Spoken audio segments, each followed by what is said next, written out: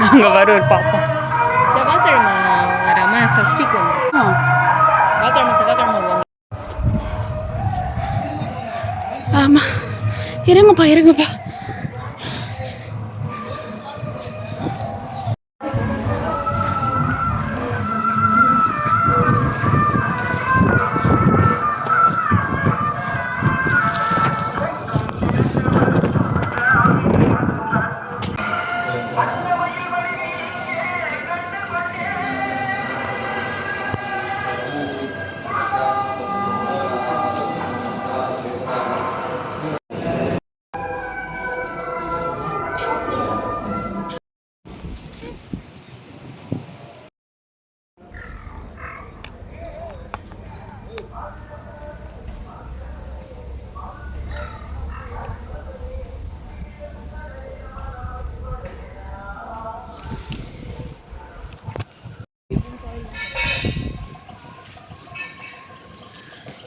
இப்போ பழனியில்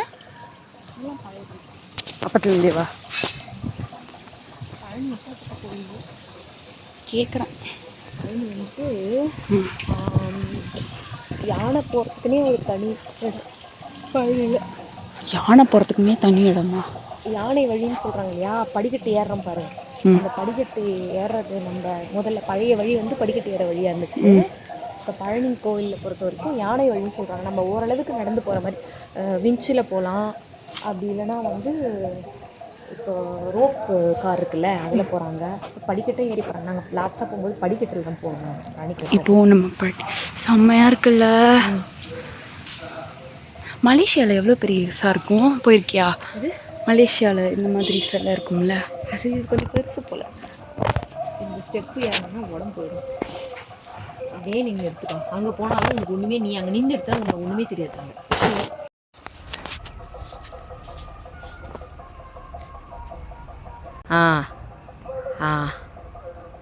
நீயா அதை பார்த்துக்கோ. இந்த வீடியோவை நீ அதாவது எப்படி தெரியுமா, யானை வந்து இப்படி காலை எடுத்து வைக்கும்ல, அதே மாதிரி நம்ம இப்போ யானை வந்து ரொம்ப ஸ்லோவாக போகும்ல, அப்போ இந்த நம்ம போகிறோம் அப்படின்னா நமக்கு எந்த கஷ்டமும் இருக்காது. யானை ரொம்ப காலை தூக்காதுல்ல, ஓரளவுக்கு தானே தூக்கும். அப்போ அப்படியே பொறுமையாக இருக்கிற மாதிரி யானைப்படின்னு சொல்லி ஒருத்தர் அமைச்சு விட்டேன். ஆனால் மேக்ஸிமம் எல்லாரும் ஏறவங்க அப்படி தான் இருந்தாங்க. கிட்டத்தட்ட எங்கே ஒரு குட்டி பாப்பி 108 மண்டபம் இருந்துச்சு தெரியுமா? 108 எத்தனையோ இருந்துச்சு. இது ஒன்று பால் கொடுத்தாங்க. ஏறுறோம்ல படிக்கட்டு ஸ்டெப்பு நடக்கும். விளையாடுது நிறைய வருது மாமி. ஏண்டி நான் எதுவுமே பண்ணல.